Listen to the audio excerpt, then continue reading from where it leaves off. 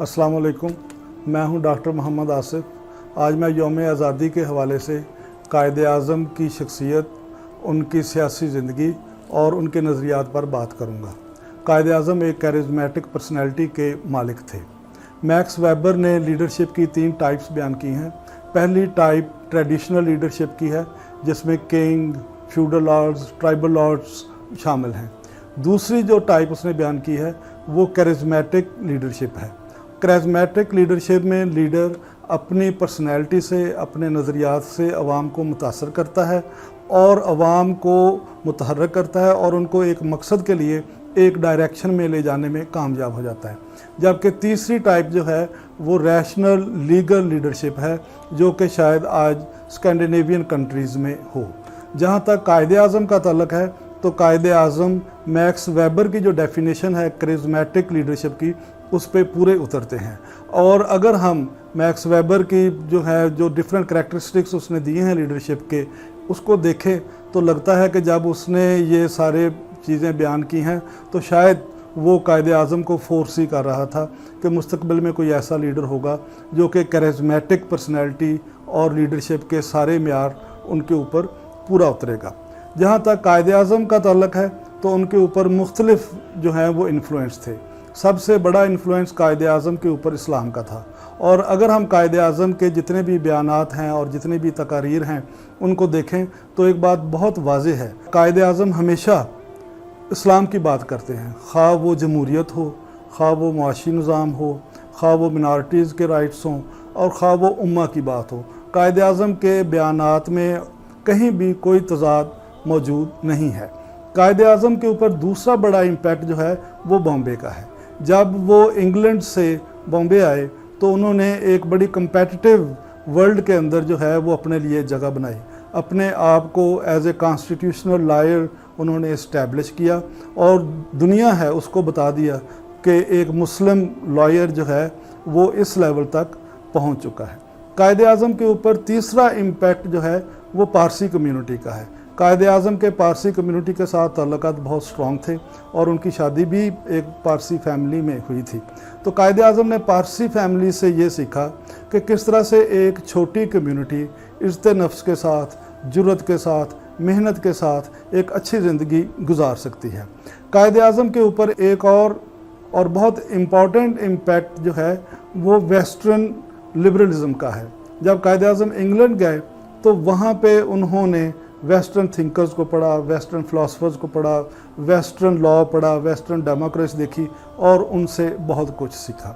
जहाँ तक कायदे आज़म के सियासी सफ़र का मामला है तो हम कायदे आज़म के सियासी सफ़र को 3 हिस्सों में तकसीम कर सकते हैं। पहला हिस्सा 1904 से 1920 तक का है। इस हिस्से में कायदे आज़म हिंदू मुस्लिम नेशनलिज़म के एम्बेसडर हैं। वो ये समझते थे कि मुसलमान और हिंदू मिल के कांग्रेस के प्लेटफॉर्म से अंग्रेज़ को सब कॉन्टिनेंट से निकाल कर एक जो है आज़ाद खुद मुख्तार रियासत बना सकते हैं जिसके अंदर मुसलमानों के हकूक़ महफूज होंगे। जबकि दूसरा हिस्सा 1920 से 1937 का है और ये हिस्सा 2 हिस्सों पर मुश्तमिल है। पहला हिस्सा कांग्रेस के साथ डिसइल्यूजनमेंट का है। इस दौर के अंदर कायदे आज़म को ये एहसास हुआ कि कांग्रेस सिर्फ हिंदू नेशनलिज़म की बात कर रही है। इसके रिएक्शन में फिर कायदे आज़म ने मुस्लिम नेशनलिज़म की बात की और मुसलमानों को मुस्लिम लीग के प्लेटफॉर्म के इकट्ठा करने के लिए जदोजहद शुरू की। और तीसरा हिस्सा जो है वो 1937 से शुरू होता है। कांग्रेसी वजारतों के बाद कायदे आज़म पे ये बात रोज़े रोशन की तरह आया हो गई कि अब हिंदू और मुस्लिम इकट्ठे नहीं रह सकते और कांग्रेस मुसलमानों के हकूक़ का तहफ़्फ़ुज़ नहीं कर सकती।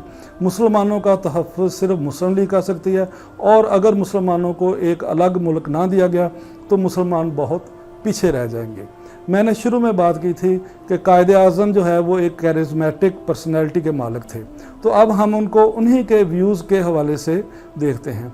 तो कायदे आज़म ने कहा था कि I don't take a strong decision, I take a decision and I make it. फिर कायदे आज़म ने डेमोक्रेसी के बारे में ये कहा था कि democracy is in the blood of Muslims. अब यहाँ पे एक बात अहम है, कि कायदे आज़म जब डेमोक्रेसी की बात करते हैं तो वो वेस्टर्न डेमोक्रेसी की बात नहीं करते, बल्कि उन्होंने 2-3 मौके पे ये कहा कि मैं ऐसी डेमोक्रेसी के हक़ में नहीं हूँ कि जिसमें दूसरी कम्युनिटीज़ की एक्सप्लॉयटेशन हो।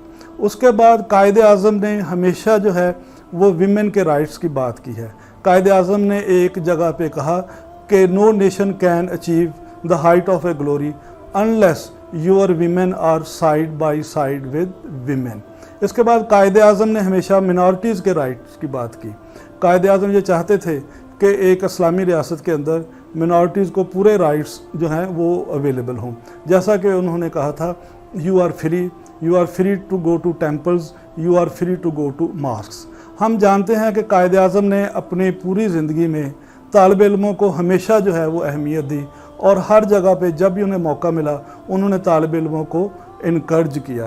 तो उन्होंने तालिब इल्मों से उनकी जो है वो एक ही डिमांड थी कि वो अपने करैक्टर के ऊपर फोकस करें, वो अपने अंदर जो है वो इनिशिएटिव डेवलप करें और एक strong solid academic background develop करें।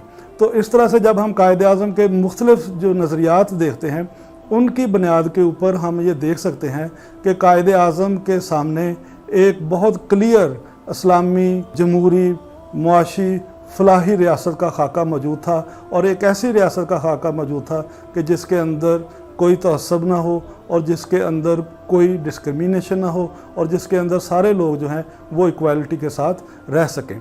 तो कायदे आज़म का जो मैसेज जो मैं आखिर में देना चाहता हूँ वो ये है कि कायदे आज़म ने बात की थी यूनिटी, फेथ और डिसिप्लिन की, और मेरा मैसेज ये है कि हमें कायदे आज़म को फॉलो करना चाहिए। Follow Quaid-e Azam and try to be like him. शुक्रिया।